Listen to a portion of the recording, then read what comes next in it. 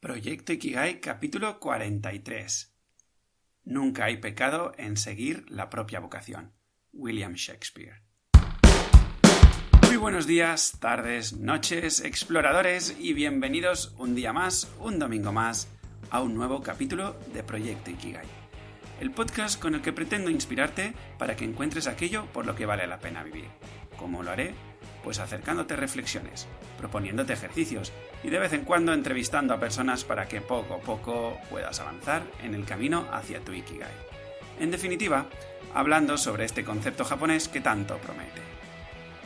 En el capítulo de hoy vamos a estar hablando sobre el concepto de vocación, ¿vale? Vamos a coger y entender bien lo que significa, lo que no significa, y vamos a profundizar en este concepto que, al menos en mi propio caso, me ha mareado durante muchísimos años y me ha producido muchísima insatisfacción. Y nada, ahora ya no te quiero avanzar ningún tema, soy Javi Vidal, tu guía en este viaje explorador, y ya, sin más dilación, empezamos. He estado buscando un poco el origen de la palabra vocación y me he encontrado con lo siguiente. La palabra vocación tiene su origen en el latín como vocatio, para plantear la idea de un llamado. Está basado en el sufijo vocat, por vocatus, como pasado participio del verbo vocare, por llamar, asociado a vox, no el partido, sino a un palabra del latín, que remite a voz, por revelar o decir. Todo esto, lo que os estoy aquí haciendo en modo trabalenguas, que parece que esté hablando de bocadillos, y si tenéis hambre pues lo estaréis pasando mal, básicamente lo que quiere decir es que se construyen los cimientos del significado actual que se le atribuye a vocación en nuestro idioma, con respecto a ese sentimiento que se produce en el individuo, o sea, en mí mismo, que me lleva a emprender un camino comúnmente pautado desde lo profesional, religioso o personal. Emmanuel Mounier, filósofo francés, afirma en 1936 que la vocación es un principio creador, es el descubrimiento progresivo de un principio espiritual de vida que no reduce lo que integra, sino que lo salva, lo realiza al recrearlo desde su interior. Es decir, toda esta teoría que he puesto aquí para hacerme el importante, básicamente lo que nos está diciendo es que vocación viene a ser como una llamada que nace de mi interior y que me pone en acción, ¿vale?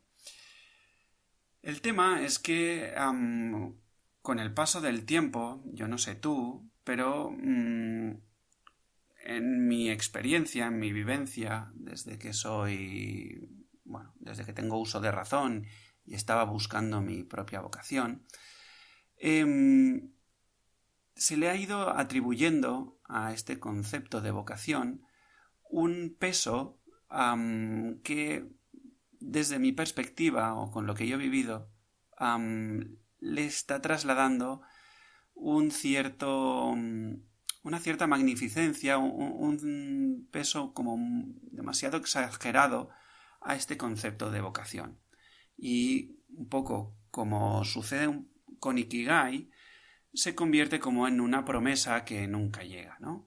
Como esperando que un día uno amanezca por la mañana, se levante de la cama y al poner un pie en el suelo, de repente empieza a sonar una banda sonora particular, súper alegre, súper animada, súper conectada, que te llena de energía y que paso a paso, de la cama a la cocina, por ejemplo, pues vas disfrutando de una super melodía que te va aportando super felicidad y que todo es del país de la piruleta, etcétera, etcétera, ¿no?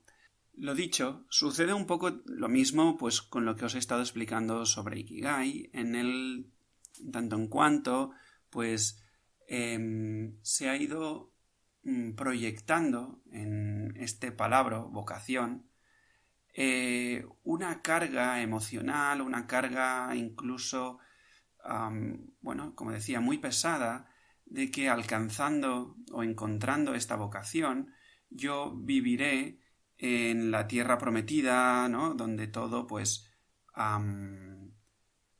tiene más color, tiene más sentido, yo estoy conectado a mi propósito, etcétera, etcétera, ¿no? Yo no sé vosotros, pero en mi caso ha sido así.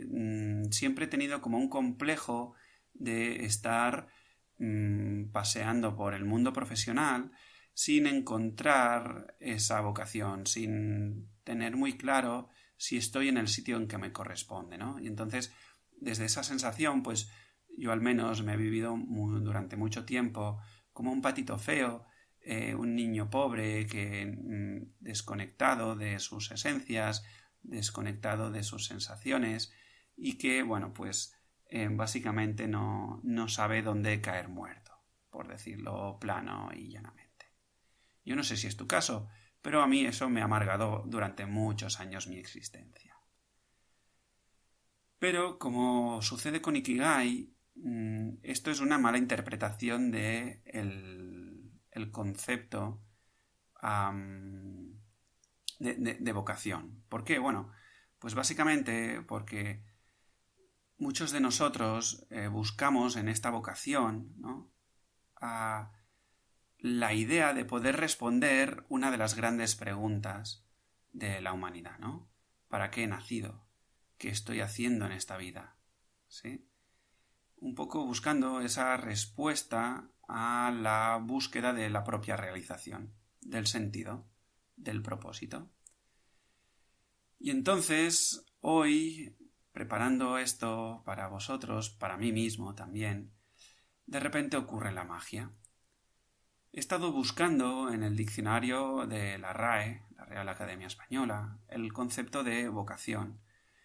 Y, bueno, buscándolo online, si lo encuentras, la definición de vocación, en la primera acepción, lo que dice es que vocación es la inspiración con que Dios llama a algún estado, especialmente al de religión. Pero, claro, esto parece como muy religioso, muy cristiano, ¿no? Y aquí vamos a empezar un poco a profundizar en este concepto. ¿Qué es Dios exactamente? ¿Te has parado a pensar en algún momento qué es Dios realmente? Me refiero a pensarlo fuera de los moldes y de los modelos y patrones que las religiones nos han inculcado, ¿no?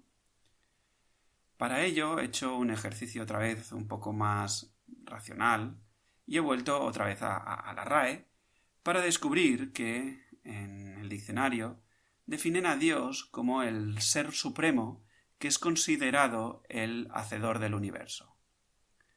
Por lo tanto, podríamos derivar todo esto de la vocación a ¿quién es el hacedor del universo? ¿Qué es el universo? Si tomamos el universo como el conjunto de las innumerables estrellas, galaxias, planetas, etcétera, etcétera, existentes alrededor nuestro, seguramente la respuesta a esta pregunta, la verdad es que se complicaría sobremanera. Ahí es verdad que la ciencia ha avanzado y sigue haciéndolo cada vez más rápido, pero aún existen muchas preguntas sin resolver, ¿no?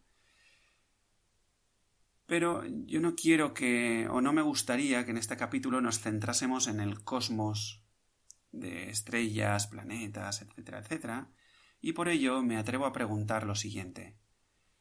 ¿Es realmente este universo infinito lo que yo vivo en mi vida? Es decir, este universo del cosmos, de las estrellas, de los planetas, ¿es lo que yo realmente vivo en mi vida? ¿O podría decir que el universo es la inmensidad de la existencia que yo vivo en mi día a día? Es decir, que en realidad el universo es quizás y precisamente esta inmensidad que siento dentro de mí. Porque al final, si yo lo que estoy viviendo cada día es lo que yo siento, lo que yo experimento en mi interior, por lo tanto, se podría decir que mi día a día está hecho de mis sensaciones y de mis experiencias, y por lo tanto, yo estaría siendo el hacedor de mi propio universo. Por lo tanto, si yo estoy siendo el hacedor de mi universo, yo soy Dios. ¿Hay un Dios en mi interior? Déjame, para rematarte la filosofada, leerte un fragmento del libro El ser humano y el mundo. Bueno, en verdad el libro se llama El hombre y el mundo, pero cogiendo el concepto hombre como el de ser humano, ¿vale? Venga, voy a leer. Dice así: puedes ver muchas estrellas en el cielo durante la noche, pero no cuando sale el sol. ¿Puedes por eso decir que no hay estrellas en el firmamento durante el día? Oh hombre, porque no ves a Dios en los días de tu ignorancia, no digas que Dios no existe.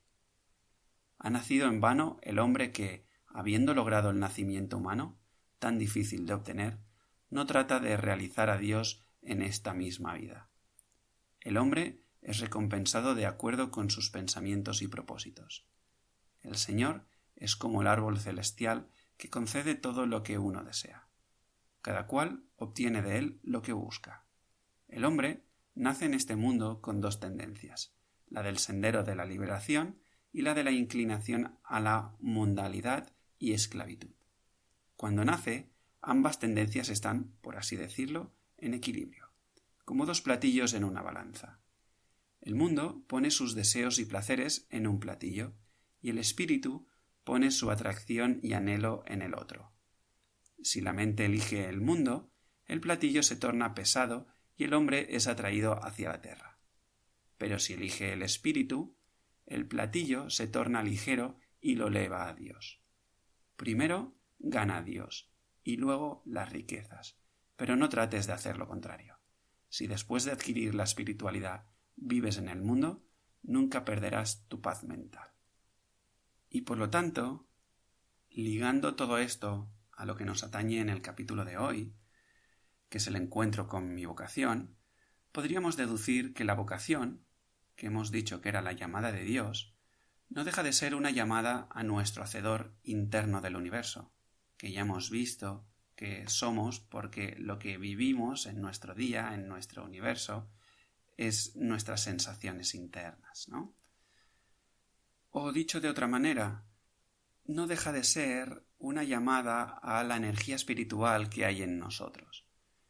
Y para que no me toméis por un loco, me remito al libro de Sir Ken Robinson, Encuentra tu elemento, en el que dice lo siguiente: la pasión tiene que ver con todo aquello que alimenta la energía espiritual, en lugar de consumirla. Y por espíritu entiendo tu exclusiva fuerza vital y el sentido en el que afecta a las fluctuaciones en tu estado de ánimo. Pero Javi, a ver, ¿qué te has fumado, tío? O sea, vengo aquí en búsqueda de mi vocación y te me pones a hablar de Dios, del espíritu, del universo, etcétera, etcétera. ¿Me puedes decir cuál es mi vocación? ¿Cómo encontrarla? Te entiendo. Yo mientras preparaba el capítulo también he flipado un poco. Pero bueno, voy a hacer un poco el resumen. Venga, va. A modo de resumen, la idea es la siguiente, ¿vale?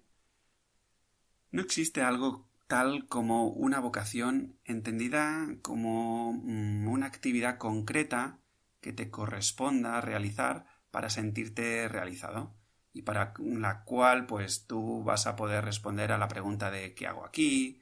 ¿Para qué he nacido? ¿Cuál es mi propósito en esta vida? Y demás preguntas, ¿vale? Todo esto sería como decir que existe un lugar llamado Ikigai. Y eso ya en los capítulos anteriores ya hemos visto que no es así. Lo que necesitamos entender es que hemos venido a este mundo a realizar a Dios, entendiendo a Dios como el hacedor del universo. Y por ello la vocación no es más que entregarte apasionadamente a cualquiera que sea la tarea que hagas en el momento en que estés haciéndola. Es decir, para hablar en plata.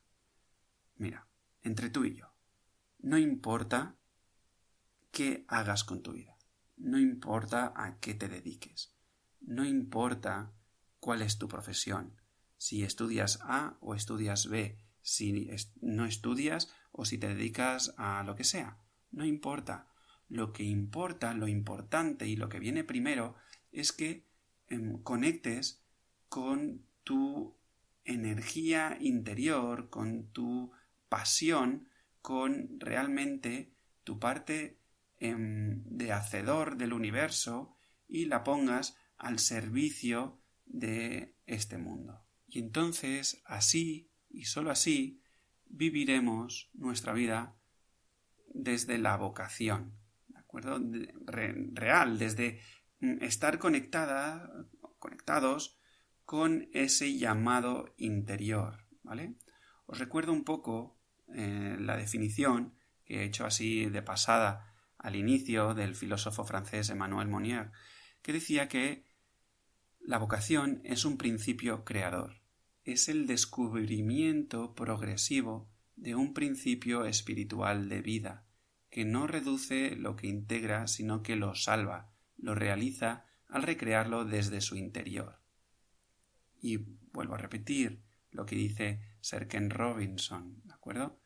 Que básicamente el espíritu, la energía espiritual, es aquella fuerza vital y el sentido que afecta a las fluctuaciones en tu estado de ánimo.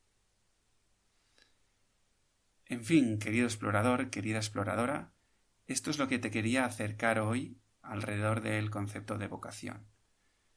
Sé que puede producirte un poco de mareo el haber visualizado este concepto desde esta perspectiva y que estás deseando que alguien te dé un ABC de cómo encontrar tu vocación, que alguien te diga exactamente cómo encontrar la profesión a la que te tienes que dedicar, ¿no?